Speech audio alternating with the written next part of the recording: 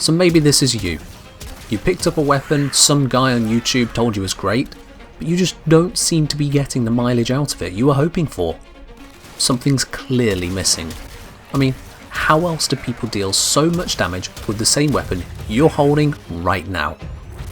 So, I'm here to show you today how you can get that power out of your weapon and unleash it upon your foes. I'm the Kengineer and let's solve a practical problem.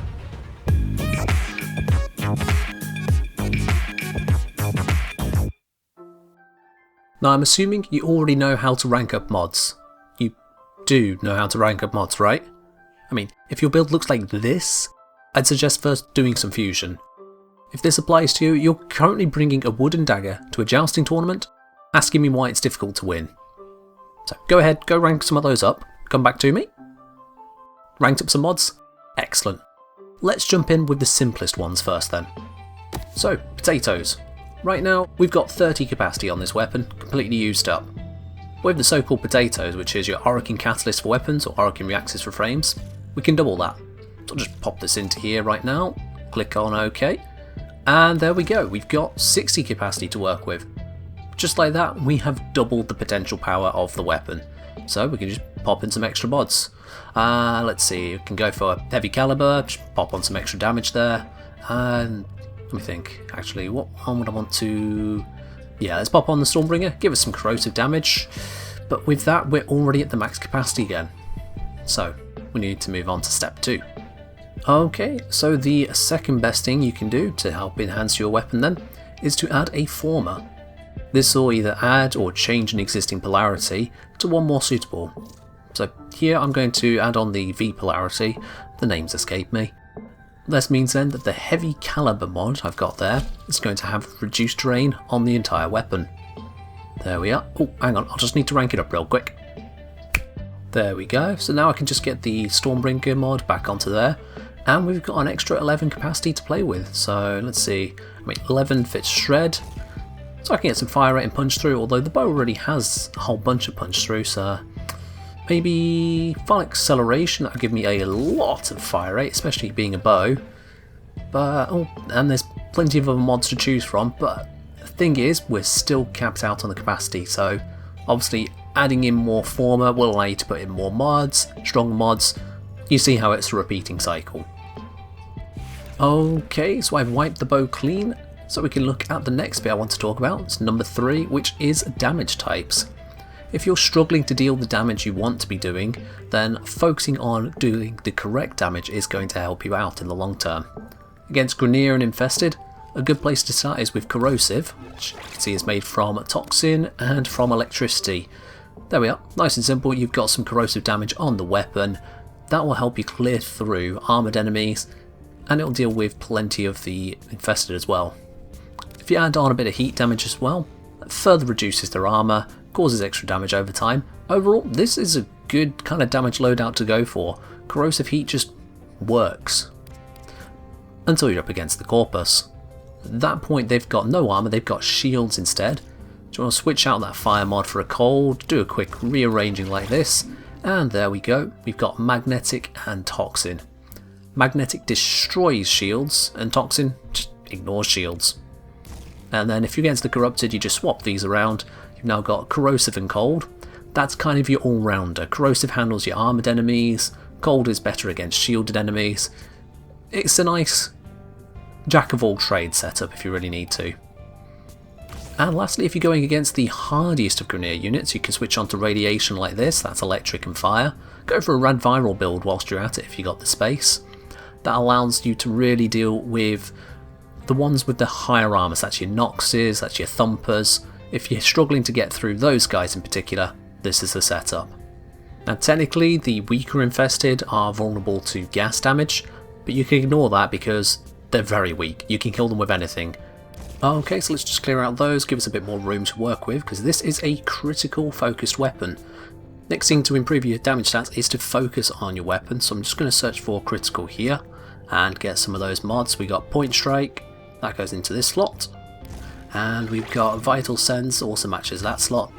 And you see with that we have now massively increased our critical modifiers. working with that, that's basically building for the weapon in a nutshell. You got a crit, so 20% or above, work with the crits. I'm just going to add on some extra mods to improve the damage.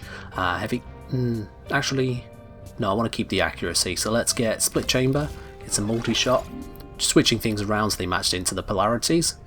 And with that, we've still got another 10 capacity available, so let's see. We can throw on Vigilante armaments, that'll give us some more multi-shot, but actually I've already got a multi-shot mod, so thinking about it, I'll go for, let's see, file acceleration, yeah. So that's a massive fire rate buff, so that'll improve the draw speed of the bow. A little bit of a minus damage, but it's not a big one, so we can go with that. There we are, in a nutshell, that's given us some stats we could work with for the weapon. Okay, so for comparison we have the Comac. See, it's a very high status weapon with terrible critical stats. So let's bring up some status mods and focus on that for this particular weapons build. We've got the so-called 60/60 mods. These ones immediately pump us straight up into a couple hundred status basically. And I've got this Riven for it. It's not the best, but it works pretty well in terms of adding on the damage and multi-shot to really keep this one going. Let's just rejig this. Toxin Blast, I'll just leave it there for now. It's a starting point. Main thing is we're looking at the status right now for this. So let's see, if I add on Barrel Diffusion, yeah, I'm just going to move it to here to get the polarity to match up more effectively again. And let's pop this on here for an aim agility. That gives us the fire rate. So we're going to be pushing out a lot of shots with a lot of status effects very quickly. Sure Shot adds on the status again, we're all the way up to 255, and I'm missing something. Of course, Hornet Strike.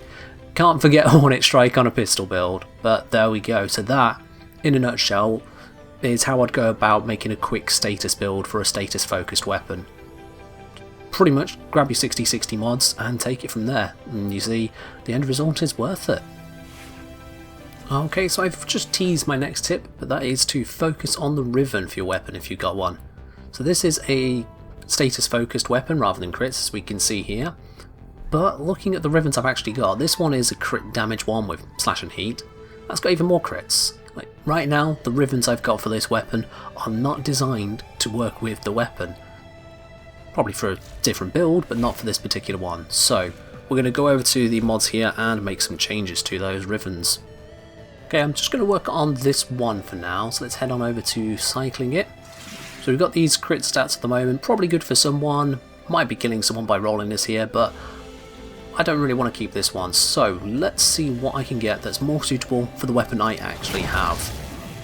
And our first result is electricity and a combo duration. That's not status, it's straight away just not helping us, so let's stick with the crits and try again.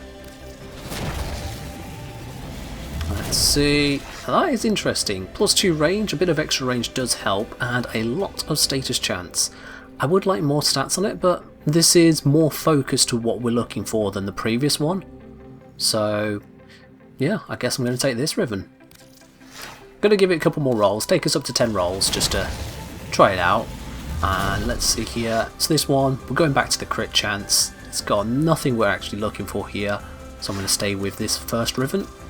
And one more try, let's see if we can get something. That's a minus status chance. That's the opposite of what we are looking for this build. So that is not the Riven we're looking for. So, I mean, the combo stuff is nice. If you're looking for a combo focused build, that would work well. But I'm pretty sure I can't make a good combo build with this weapon. So I'm just going to stick with the status one. But that in a nutshell is how you're looking for the stats for your Riven. Think about the weapon you're putting it on and then roll for that. Okay, so the next thing I want to talk to you about is step number 6. This is the Vigilante set mods. Now you see I've not actually got it on the bow here, but it's showing on the weapon that most of the bars are already filled. The reason being for this, if we head on over to my Sentinel and grab its weapon, you'll see I've instead got the Vigilante mods downranked already present on the Sentinel weapon. So this means, I mean, if I take one of these off, you can see the power goes down, so it is actually getting the full set benefit, but it doesn't apply it to the Sentinel, it applies it to my primary weapon. Let's just quickly dip out of the arsenal, spawn in some enemies to demonstrate this on, Let's see, which ones do I want to use? I want to use the corrupted... oh, already got them selected. Okay, so let's head on over to them and show this in effect. Let's go for some quick headshots. As you can see from the stats I've got up on screen here, this weapon should not be getting orange crits this readily, and it certainly shouldn't be getting red crits, except for the fact that we've got the Vigilante set mods in place. So even though I've not actually got them on the weapon, I'm still getting the benefit there. Every single weapon can benefit from this, because every single weapon has at least some ability to crit. Well, every single primary weapon can benefit. So if you've got a Sentinel, pop those Vigilante mods onto your Sentinel, you're going to be the better off for it. Okay, another lovely red crit. You can also get a similar return from the Gladiator set mods. That's the melee version. It gives you better crits, increasing when your combo counter goes up. It's not quite the same freebie. You do have to build a little bit more for it and focus on getting that combo counter up, but still something to consider because I tested it with the Sentinel, it also works that way too. So moving on to tip number 7, finding the rarer mods. There's, for example, Vile Acceleration or Heavy Caliber, Hunt Munitions, things like Vigilante Fervor, well, the Vigilante mods in total basically. As well, you've got the 60/60 mods like High Voltage, Malignant Force, Rhyme Rounds and Thermite Rounds. These mods are more difficult to come across in ordinary gameplay. Same goes on the pistol. You've got things such as Hornet Strike. You won't actually get that straight from the beginning, despite how critical it is. And again, Anemic Agility is one that you'll have to hunt down over time as well. Heading on over to your Warframe, mods are doing a similar kind of situation there. You've got things like Narrow-Minded, Transient Fortitude. You've got things such as Overextended, as well as the Drift set mods. They're not quite a set, but they're all under the Drift name, things like Power Drift. The catch with these mods is that they are very powerful ones, but in the majority of them you won't just encounter them by chance, or if you do it you're very lucky, so it will be a bit of a grind either to seek them out, or a bit of a platinum spend to try and afford them from other players who've done the grind before you. Now moving away from the weapon itself, sometimes part of damage dealing is simply bringing a suitable frame. So for example, if you're bringing a highly defensive frame, like for example, I don't know, Frost, to an Exterminate mission, you're basically wasting certain abilities which could be focusing on damage instead. Likewise, if you're going into a mission with a particularly frail frame like Banshee, you're going to be spending a lot more time avoiding damage when you could be dishing it out if you're in a high level mission or a mission you're not suitable for. So to that extent, a big portion of having your good damage out there is making sure you've got a suitable frame for it. And to that end, check out my DPS frames and nuke frame videos to see how you can bring the hurt with your frame specifically. Okay, my next tip for you, number 9, is simply to equip some good Arcanes. I generally make use of Arcane Acceleration and Arcane Energize. As you got here on the left, this is without an Arcane, and on the right with an Arcane, firing at the same time. And you can see the difference it makes. That Arcane Acceleration is a massive fire rate improvement for primary weapons, and there's equivalent Arcanes for secondaries and melees as well. Honestly, there's not really a lot more to say, just Arcanes are great, go get some. They're worth it. And the final tip I want to bring you is simply go for the enemy weak spots, which is in most cases a headshot. So if we compare here, go for the body shot on this one.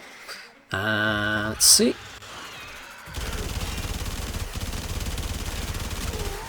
Took 54 shots to kill. Now let's do the headshot. 21, lots faster.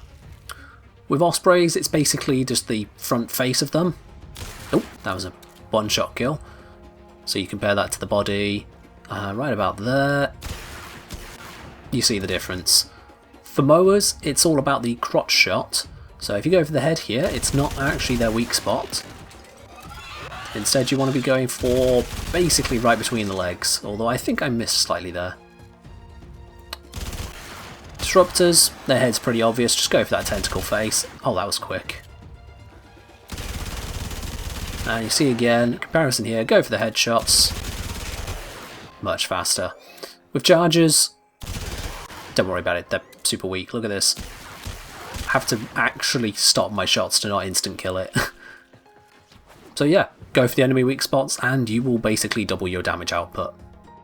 So there we are, that is my main tips for enhancing your damage output. If you do ever find yourself struggling to make it work, you can see here I've done a rerun of the same mission from the start of the video and it is miles easier putting in this approach. If you liked the video or learned something new, please do pop that like button to let me know. And if you want to see more, make sure to subscribe too. I'm all ears to your thoughts and views as well, so by all means speak up in the comments down below, or you can catch me on Twitter and Discord as well. Thank you for watching, and remember, mod right, aim true, and fight well, Tenno.